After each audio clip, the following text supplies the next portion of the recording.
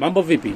Sasa hapa kuna watu wao wanajiuliza kwamba utajuaje kwamba ili yai litakuja kuwa na kifaranga au halitakuwa na kifaranga. Siku ambazo unaweza ukalitambua yai kwamba litakuwa na kifaranga au halina kifaranga ni baada ya yai hilo kukaa kwenye mashine au kulaliwa kwa muda wa wiki moja. Na kitakacho kufanya ujue kwamba umo ndani kitatoka kifaranga au kitatoka kifaranga ni kuangalia mishipa ya damu ndani ya yai. Kwa hiyo haya mayai mimi niyawekea joto pamoja na unyevu. Kama kuna beseni jingine wali nafunikwa hapa ambalo lina chanzo cha joto pamoja na unyevu kwa ajili ya kufanya mayai yapate mazingira ambayo sawa na wale mazingira atakayopata kutoka kwa mama.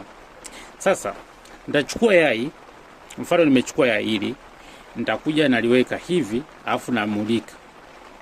Sasa nikisha mulika hivi ukaangalia ile yai utakuta kuna mishipa, nadhani unaiona hapo.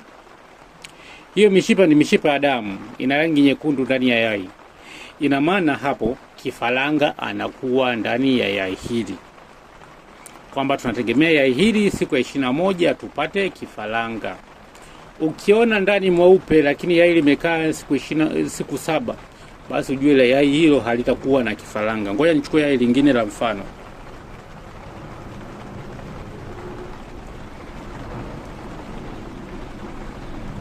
Kuna hili nachukua na mulika hivi.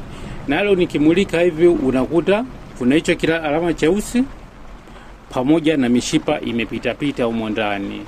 Pia yai hili tunategemea siku ya 21 tupate kifaranga. Hivyo ndio njia ambayo inakusaidia wewe kujua yai lenye vifaranga ndani na ambalo halina vifaranga. Njia hii inaitwa candling.